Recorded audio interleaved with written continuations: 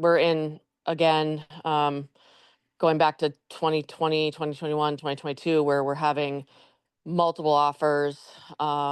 It's a little crazy, but so they had asked if we would could get our mortgage commitment sooner, because obviously if we have mortgage commitment, it makes their offer stronger. And we've put off.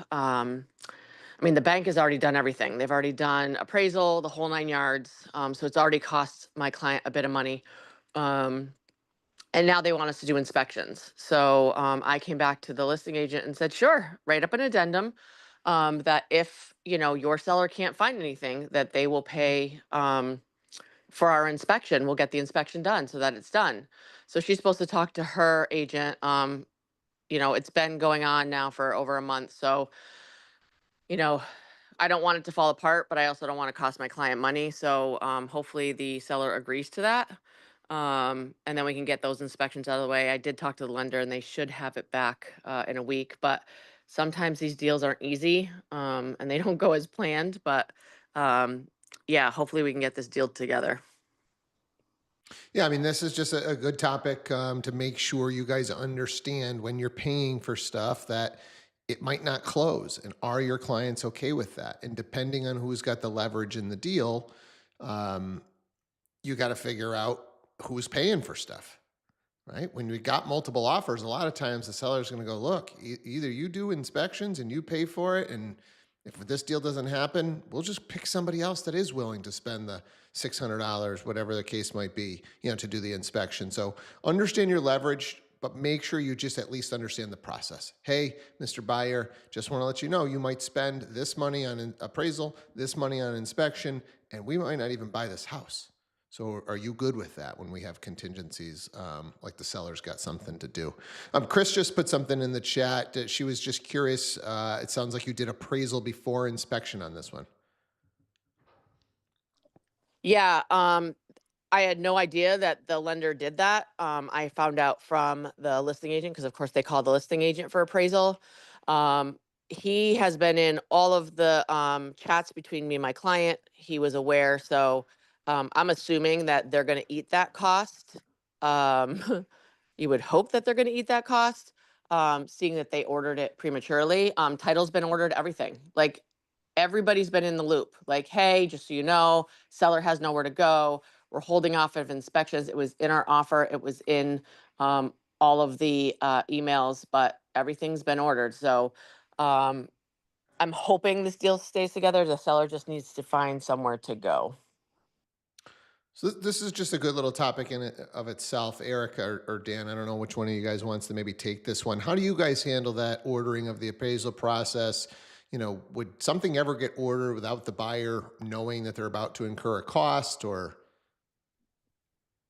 So anytime we order an appraisal, they're going to get a payment link. And what I always tell my buyer, because we just kind of have like a standard protocol so it doesn't get missed either, because we're relying on humans. And anytime we put a human in charge of something, things can go wrong. So, once they sign all their disclosures, our process is required to order title and appraisal. A payment link is sent to the buyer. And what I usually tell the buyer is, listen, you don't have to pay for that until you're happy with inspections and 100% ready to move forward. When you pay for that, that's when it's going to happen. So we always send them the link, and then that's usually the guidance I give them. So, if you're waiting for home inspection to see what the results are, wait for home inspection. If you're waiting for a contingency, wait for contingency. Don't pay for it. Don't take money out of your bank account until you're 100% moving forward with this property. anybody have any other thoughts around ordering of home inspection, ordering of the appraisal, timing of either of these things? Margaretta. Morning. Actually, I just came across something where the lender reached out. Actually, it was an appraiser reached out to me to set up an appointment to do appraisal, but the deal fell apart like literally 2 days prior. The buyer withdrew after inspections consideration, but it wasn't somehow communicated to the appraiser. So obviously I said, hey, the deal's done. But there was appraiser knocking on the door. So you never know how those things work. Yeah, again, we're trying to be as efficient as possible. We really promote use of transaction coordinators, especially if you're a busy agent and you've got a lot of balls in the air. Because, like Eric just said, we're all human. We can miss stuff. Even with a transaction coordinator, you can miss stuff. But sticking to systems, process, checklists, you really look foolish when stuff like that happens. So we're trying to avoid that at all costs. Any other thoughts on this, or we're going to let the finance guys kind of take over? I I'll have a touch base thought. on that one. Oh, Just, I go just ahead, want to Eric. touch base on that, what happened there. A lot of times, I know sometimes title will get notified, hey, this deal fell apart, don't bother writing the purchase agreement. Don't assume that title's going to tell us as the lender. We need someone to tell us so that we can cancel that appraisal. So that potentially could have been why that happened. Yeah. So when we're doing our communications, I always think best practice is if something's changing, everybody gets notified. Title, when Eric's saying title, that's the same as attorney for attorney states, right? So lender's got to get notified, attorney or title's got to get notified, other side's got to get notified, buyer's got to get notified. Like everybody should be on those things, when there's a big change like that, so that we don't have a slip up. Chris. In my practice, and this is just the way I do it, obviously, but even when there is contingent on finding suitable housing, I do always suggest that we do inspections right away, and it can be, a chance in case they don't find anything. Although, knock on wood, I've never had it happen that they don't find anything because I help them find something if I have to. But the point is, I'm not going to hold up my people for 30 to 45 days while you go and find something. If they start doing inspections and they find that there's a crack in the foundation or whatever, something that they find not acceptable. And now you've just wasted that time when you could have been in and out of there in a week and onto another property. So that's just my take. Yeah. All right. And Yeah, this that is, was, sorry, that go was ahead, Amy. that's what I wanted to do. This client is tight on money. This is a condo. So I had every single document. And there's not a whole lot, as we all know, in a condo. I mean, yes, stuff can happen. But other than pretty much interior water heater, things like that. So I'm not concerned that something's going to come up. She just doesn't have the extra money, especially if it falls apart and she has to do it again. So the client just didn't want to do it. So Yeah, and that's how these all should roll, guys, right? You should be educated as an agent and sitting down with your client to say, hey, here's your options. Here's why I think it's a good idea, even if we don't have to do inspections now. Here's where I think it's a good idea to do inspections now, because we could potentially lose 30, 45, 60, 90 days, whatever it's going to take them to go find that suitable housing. And we could have missed out on another property, right? And they could come back and say, just, well, I can't swing. Like, I've got the $500 for this inspection. If this doesn't go through, like scraping together another $500 for another inspection on another property could be tight. Okay. Then, then that's the chance that you're taking. We're going to potentially miss out on other properties if this one were to fall apart. So it's conversations, it's educating, it's seeing into the future a little bit, right? And knowing to tell your client about these little circumstances. Right? The more that we can have conversations so that there's no surprises, which is the beauty of this call. So good stuff. Anybody else think of something with regards to timing, inspections, appraisals, and ordering of such? All right. I know ordering of the title itself can be a little dicey, because that's another one that you're paying for and potentially not moving forward. The problem is when you find issues with title, sometimes they can take much longer to resolve. So a lot of these attorneys don't want to order the title until we're through inspections. So that's a good conversation that you should be having with your title company or attorney. What happens if this doesn't move forward? And I just paid for the title, or when do you recommend that we do it? Because as agents, we always want it right up front. right? And some of these attorneys, especially those that do higher volume, they may have discounts, or they may get a couple a month where the title company goes, hey, you know what, we're not going to charge you on that one, or we're only going to charge you 50% on that title search because you do so much business with us. So having that conversation with the title or attorney to understand how are those costs going to break down if this deal doesn't move forward.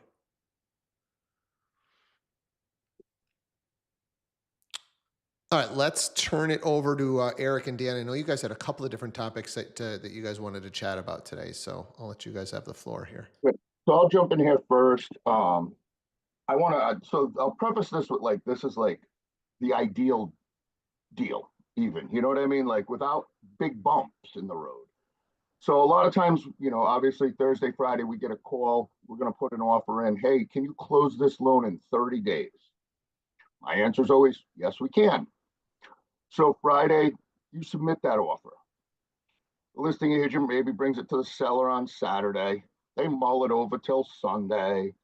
Then they finally say, yeah, you know what, we're gonna do it. Now they got to sign their side. Maybe the listing agent sends you back the accepted offer on Monday. You submit it to your TC.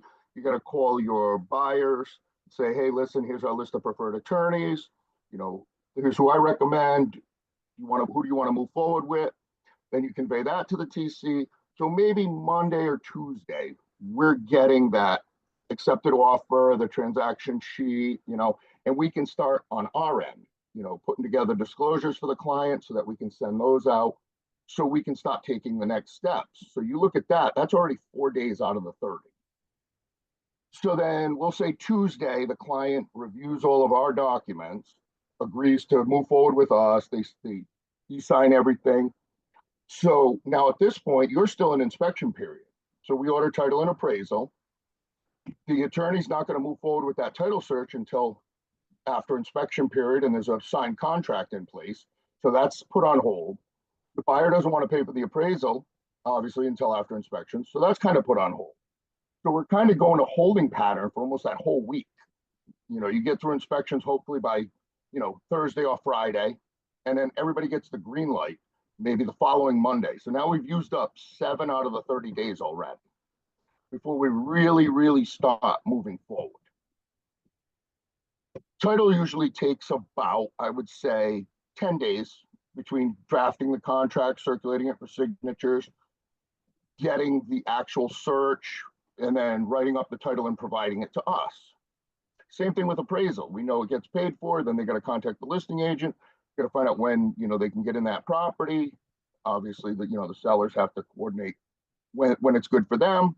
Then the appraiser has to write the report and all that. So this is still running on perfect timeline. So let's say it's 10 days out. So we've got 10 plus the other 7. We're 17 days into this 30-day close.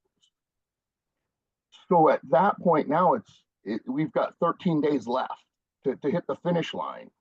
And we might be just, trying to button up a few little things with the client. They wrote a earnest money deposit check at offer. They wrote another check to bind at contract. We're waiting for it to clear their bank account. We've got to get that bank statement showing both leaving their account so we can see their updated balance. So we know how much money they have left.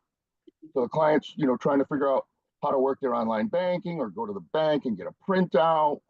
We're getting verifications of employment. We're waiting on a third party, at their business to fill that out. So all of a sudden, that's another 2 or 3 days. We're just, buttoning up stuff. Boom, we're at the 10 days left to go. And commitments due in a day. And we literally, in the last 3 days, just got all the pieces of the puzzle. Because we were waiting for that title. We were waiting for that appraisal. Maybe we were waiting for that verification of employment. So I just kind of want to go over that because sometimes, if we need a 1 or 2 day extension on that commitment, it's not because something's wrong. It's not because somebody did a bad job. It's just, we literally get down to that crunch time and everything comes in and we've got 2 or 3 days to try to close that loan. It really, that's kind of how it works behind the scenes. So just so everybody kind of has an understanding of that, of how tight, when we say 30 days, but we end up pulling it off. We do close within 30. But it can get a little tight right around that commitment. I just want to kind of explain why we're always like right at that day. It's not because of us. We're a lot of third parties, appraisal, attorney, the employer, the borrower, things like that. Things we just, we can't control because some of those things just do actually take time to happen. Anybody have any questions kind of on timeline or doc collection? It seems to me, I've been doing this a while and talking to the lenders. It seems to me the thing that typically is holding up the lending side is the borrower getting them the documents in a timely manner. The documents they need, complete full documents. They're not missing pages 3, 4, and 5 of the bank statement, right? Like the full thing, everything in. Because I've seen lenders where, one lender can't do the deal. And then, okay, so Semper says, hey, I can save that deal. Get me everything. Now, at this point, the borrower had everything together.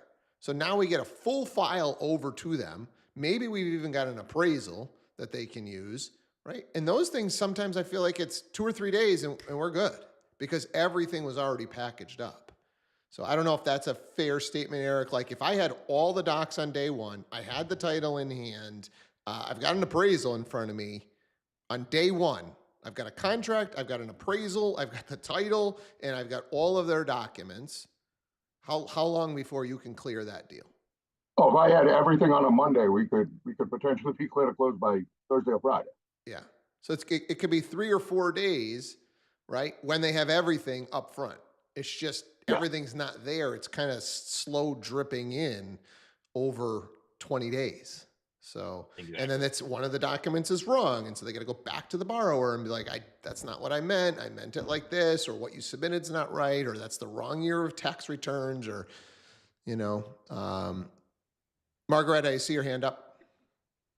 Yeah, and I think that one of the biggest challenges around that topic I hear from the buyers, they're complaining to the realtor, why do I need to submit everything? It's why all this work, I've already submitted it. It's like, I guess and I tried to do a better job of explaining during that, consultation about the process on how the lending aspect kind of works, but you do get a lot of feedback from the buyer kind of bitching about stuff. Why is this happening again? I did this. So I'll jump in on that. So the biggest thing that happens there is we meet the client, let's say in February. We get their pay stubs, their W-2s, their bank statements. We give them a pre-approval. They're out looking for a house. They don't go into contract until, let's say, April 1st. And we're trying to close in April. So now the pay stubs I have are from February. The bank statements from January, because that's all that was available in February when I was pre-approved them. In lending, those documents have to be within 30 days of the closing date. So if we're closing on April 30th, the oldest the pay stub could be would be March 30th. The oldest the bank statement could be would be March 30th. So that's what happens when we get under contract on April 1st. We're like, hey, we need your bank statement. Hey, we need your pay stub. The documents that we got at pre-approval, unfortunately, they've expired. So we have to get them again. And that's why they feel like, I already gave them this. Why am I doing it again? It's because of the age of the document. Yeah, and then another get that.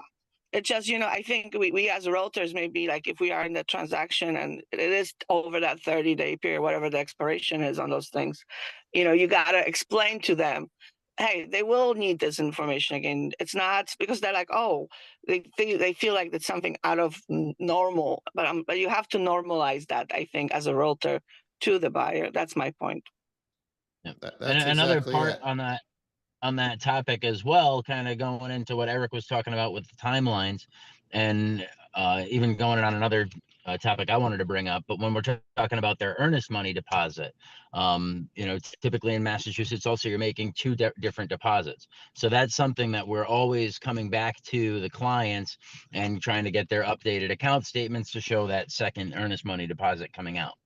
Now, as we've been kind of dealing with this obviously for a long time, there are certain little loopholes within underwriting guidelines and certain programs regarding documenting earnest money deposits, and just kind of looking to really try to simplify things. Now, one of those loopholes is with FHA. If the overall earnest money deposit the borrower is giving is 1% or less than 1% of the purchase price of the home, it eliminates a lot of the sourcing requirements that we have as a lender. So, a lot of times you're looking to, maybe look to make a stronger offer by giving a larger deposit up front. But now strategically, sometimes, like in some cases, it won't matter when we know, the client's a good client. He's got $50,000 in his account, liquid, ready to go. We're going to do this deposit for 10 grand. And okay, easy enough. He'll update it for us. But sometimes we have FHA buyers where we're maybe doing down payment assistance with them and trying to kind of scrape all the money together. We're maybe getting seller credits, and they're going to make their deposit as well. If we keep that deposit that they make limited to 1% or less, then it eliminates the requirement for us to source and season that deposit, which is something that comes up quite a lot when we're dealing with people. They might have gone in and deposited cash into their account, and now they want to go use that for their earnest money, and it can't be used. So by keeping that under 1% is something that we can do to avoid some of those issues that come up, from time to time. Yeah, that's an interesting one, Dan. I hadn't heard that. So $500,000 house. Let's get a $4,999 deposit, and we don't have to source it. So just something to think about. Actually, I want to say it can be 1%. Let me Okay. just double check on that right now. More than one, No, so we could go a $5,000 deposit on that deal. No, it does say less than 1%. So yeah, Okay. you'll make it less than 1%. And that comes down to like a big thing of communication with us. We gave you the pre-approval. If we don't have a conversation before you put that offer in, we can't help you avoid some of this stuff. We might be like, hey, we know this client's getting a gift, and mom and dad really don't want to show their kid the bank statements. Hey, why don't we just, we're buying a $500,000 house, we're going FHA. Why don't we just have them, give them the money right before, and we'll do a $1,000 offer and maybe $3,500 to bind. That keeps us at $4,500. We don't have to source that stuff out. It just makes less paperwork that has to be gathered, which, like we said, when we're getting down to that crunch time, something that could be done in 2 days now turns into 4 and 5 because they got to drive to their mom's house, help mom with her online banking to get the paperwork because maybe mom's not good with the computer. Yeah, and it again comes to conversations, guys. Having these conversations with your borrower at a buyer's presentation. Hey, look, it's going to be like taking a blood. They're going to ask you a million questions. They're going to ask for a lot of documentation, but that's why I use these preferreds. Because when you use some of these online guys, they ask for one document or no documents, and then they give you the pre-approval for X, and then we find your dream home, and then they start asking you for all the documents later, and we don't qualify for that. And now we've wasted all of our time and energy. So, a good lender should be asking for all of these documents up front, and then hopefully that's enough to satisfy the underwriter. Maybe Eric or Dan, you guys could give a couple of scenarios where, like, what's your standard stuff? We need tax returns, we need pay stubs, we need bank statements. What else is like a standard? You got an A+ borrower. What else do you need? Yeah. So A+ borrower, somebody who is just a regular W-2 employee. They go to work and they get paid to work. It's very simple. We're going to get their W-2s over the last 2 years. We're going to get their pay stubs over the last 30 days and their bank statements typically over the last 2 months. A photo ID, and that is the full checklist really for an initial pre-approval. Then from there, we're going to look at tax return in there. Typically not tax returns for somebody who is not. We need tax returns if you're self-employed or if you have rental property income. If you have other income that is only shown and described on your tax returns, then we need to show it. But if we're only relying on your W-2 income that you make at work, to qualify for your loan, then we're going to verify it with your W-2s and your pay stubs. We're also, during processing, we'll get a verification of employment from your employer. In some cases, we'll ask to get that verification before issuing a pre-approval, depending on that person's, the way they get paid. But for someone who gets like a salary and they get paid bi-weekly, and every 2 weeks they have 80 hours on their paycheck, they make the same amount. Like, that is so simple. We just get pay stubs, W-2s, then we look, where's your down payment coming from? And then So Dan, what's the scenario where you get all that, right? And then you come back and ask for more docs, right? What are some, just run through some of those scenarios just so we're educated on it. What are those scenarios where, not the updated thing that Eric's talking about. What does underwriting come back and say, hey, for this guy, I need X, Y, and Z. What are some of those things? Well, let's say this person isn't the 40, the full, this, the regular 80 hours on the paycheck type thing, and they get some overtime. Or let's say, a lot of times it's like, say, nurses, right? They have these variable hours that they work, and they'll get different shift differentials within their income. They get base and overtime and bonus income. And sometimes, we need to be able to break all that down. Or if their income is variable, then we need to be able to break it down and average it over time. So that's sometimes like if that were that person's employment that we're digging into, like W-2 employment, but they're not, your regular salary. So then it's kind of, getting into exactly how they get paid. Now maybe it's somebody who has another property. So, they own their house now, they've got a rental property that they rent out to, and they want to go buy, another primary home, say. Right. So we need to kind of get into everything now. We're going to show their tax returns for their rental property. Now we're going to get into that. We want to know the mortgages on the rental property, the taxes and insurance on it. So what those property related expenses are, and then what their income is. And we see that on their tax returns as well. And then whatever else is on. On those types of things, Dan, do you see it where the client just didn't even tell you about a rental property up front? It's like, sometimes. Yeah. Because if they told you rental property up front, hey, I'm a nurse, I got these weird hours, I do own a rental property, then on the initial list, you're saying, I need the mortgage docs, right? I need, I'm going to need tax returns. We're not waiting on that stuff. We're asking for all of that once I know it. Absolutely. Yep, absolutely. And then even so, like the second level to that, like if we have the conversation and I say, all right, you're going to go on, you're going to do your application, our application is intuitive. So as you type on there that you're self-employed, it's now going to ask you to upload your tax returns. But if you just list on there that you work for an employer, and when you get to that doc checklist to start uploading documents, it's only going to ask for your W-2s. So if they enter it correctly, then it'll give them the correct checklist. And then also within my conversation with them, I'll tell them, hey, listen, you're going to need to give me your tax returns because you have these other properties. And then from there, we go through and we review it. And then, if there is anything additional needed, we're going to go back and let them know right away as well. But the website's pretty good for that because, like I said, it knows if they put in there that they're self-employed, it's asking them for their tax returns. And then we can go in there and tinker with it too.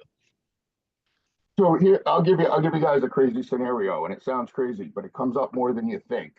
So up front, we do their application, we access their credit, only one mortgage shows up or no mortgage, whatever. So we're aware of that.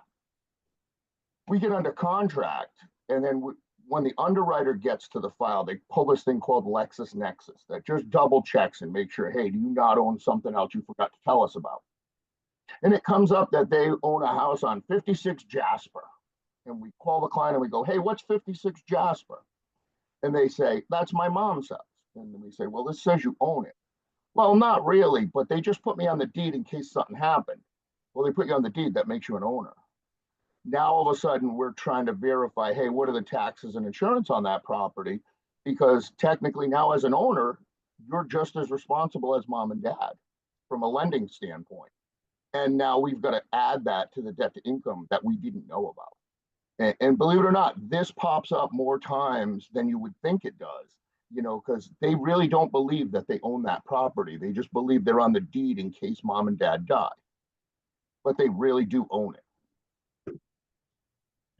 And then that same report also picks up on any other filings against the client. So any judgments against them, obviously like bankruptcies and stuff like that will show up on our credit report most of the time. But if they have a judgment against them from a bank because they had an account going to a collection that they never paid, it got charged off, and then like from our standpoint, like from underwriting, if it's only a charged off account and it's on their credit report as a charged off account and it still runs through and gets an approval through underwriting, then we don't really care about it. But if it did go to the point where it was recorded in the court as a judgment against them and they lost it to Capital One and they owe them $3,800 or whatever, then that sometimes has to be settled up.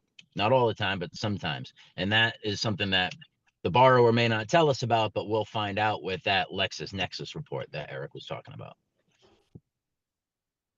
Anybody on the call have something happen on a deal that's just top of mind for you? Hey, I had this happen with one of my clients. They didn't tell the lender about this, and that ended up messing up the deal. Or anything else coming to mind? That would be just a good share for the group. Something else that just comes to mind that I feel like people probably aren't going to be super honest right up front. I see your hand, Linda, would be like child support payments. So I don't know necessarily where that comes up in the conversation, but I could see that one not getting disclosed up front, and all of a sudden now we got to document or show documentation or something around that. Linda? Yeah, we had the strangest situation. We had a listing and everything was going very smoothly with our buyer.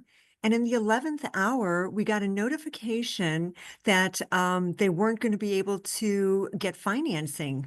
Well, why? Well, because we found out that they have an $1,800 Tesla lease. And to me, you would think that something like that would come up straight away on a credit report. So how did that get buried until, like a week before the closing?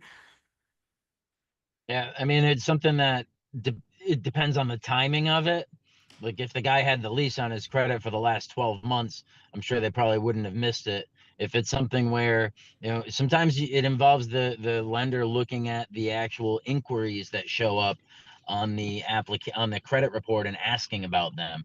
Because if I pull a credit report today, and you went to a car dealership 2 weeks ago and you bought a car, that account isn't going to show up today on your credit report.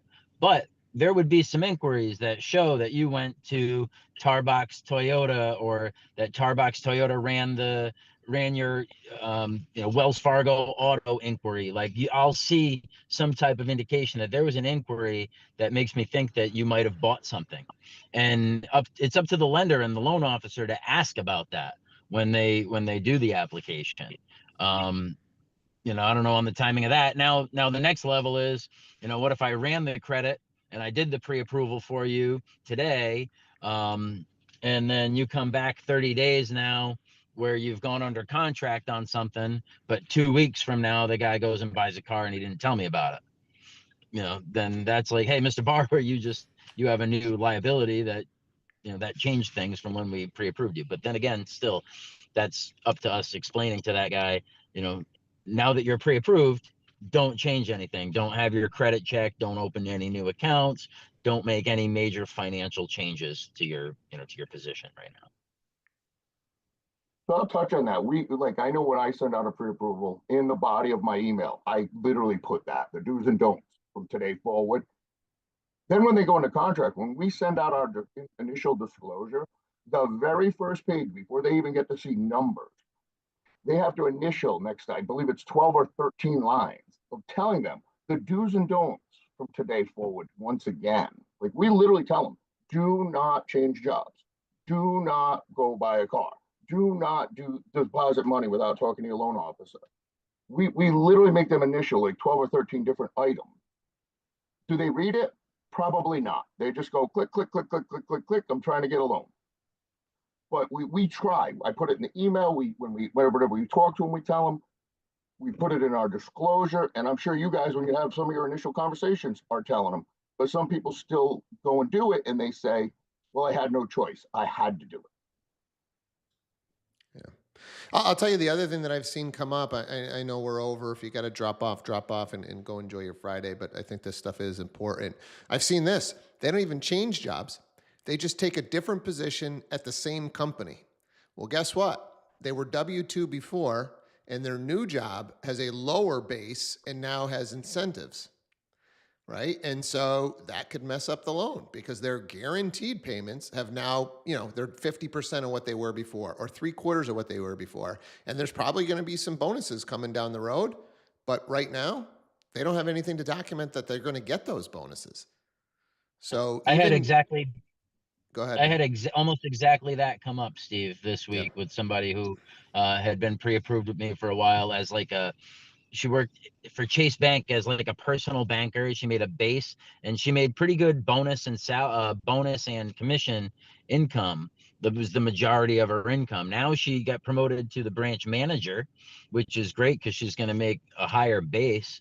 But her commissions are now going to be much less.